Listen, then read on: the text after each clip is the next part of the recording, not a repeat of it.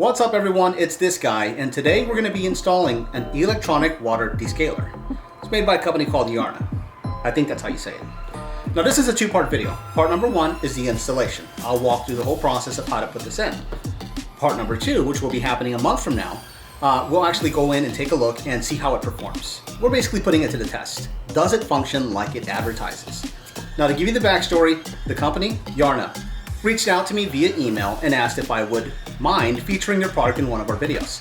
So as many of my viewers have come to expect, this is going to be an honest installation. I'm going to do the install, be very honest about it, and then when we do the actual review in a month, we will find out how it actually performed. There's no smoke and mirrors here. We're going to call it how it is. How did it actually do?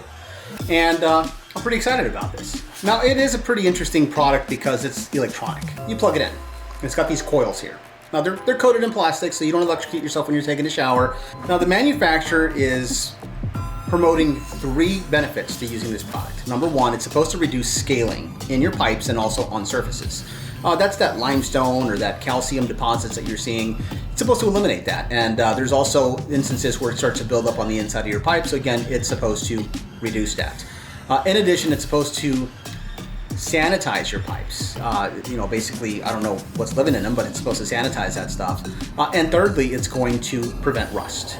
So the way that it works is you start to get scale buildup in your pipes and like your water heater, and then that starts to become rust. It starts to attract rust and it starts to basically dissolve your water heater or ruin your plumbing and your appliances. So this is supposed to reduce that. Now, in addition, according to the literature, it's supposed to eventually begin to reverse the effects of that, which is going to be pretty exciting.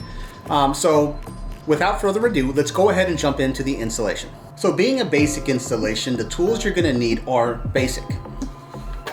I have a cordless drill with a Phillips head bit. I am going to require a 3/16 inch drill bit. Now this is because I'm opting to mount my unit to the wall as opposed to just wrapping it around the pipe. So 3/16 inch drill bit, Phillips head screwdriver in case the drill doesn't fit where I want it to go, and a pair of wire cutters. Pretty basic. I'm also going to use a pencil. It's not a tool, but I've got a mark where I'm going to drill the holes in the wall, so that's what I'm using that for. And that's pretty much it. Now the other thing that I've got here is a pre-plumb that's already ready to go. And the unit has the coils that are going to wrap around the pipe. You need about 10 inches of exposed pipe in order for this unit to be effective, and I'm going to mount my unit back here somewhere. So this is good to go. Now I am going to remove this foam here.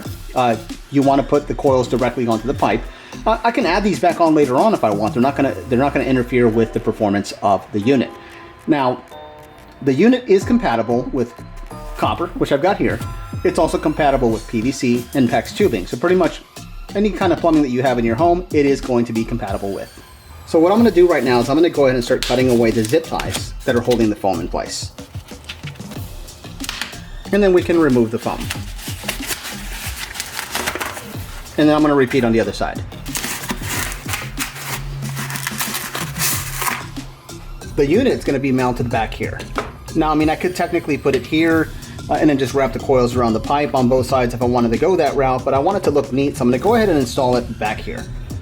And what I'm going to do is I'm going to go ahead and mark out the holes that I'm going to be drilling with my pencil.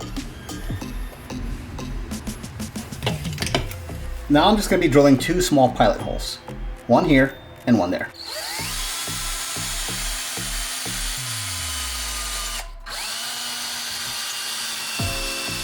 They do provide anchors in the provided hardware that I'm going to be putting into the holes that I just pre-drilled.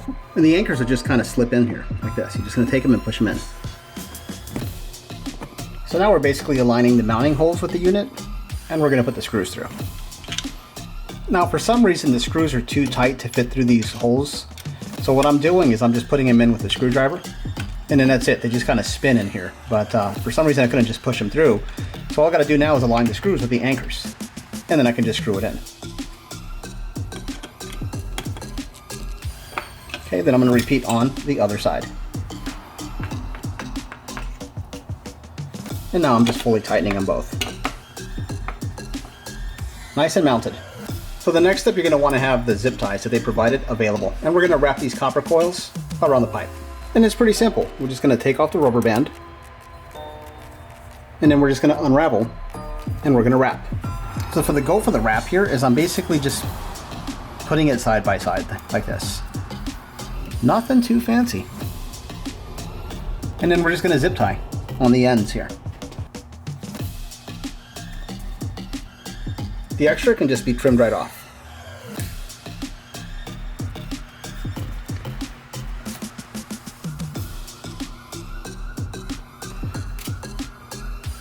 On the other side of the pipe, we're going to repeat with the other coil. Just trim that off. And that's pretty much how you're going to wrap the coils around the pipe. So now we just got to plug it in. And there's a power port.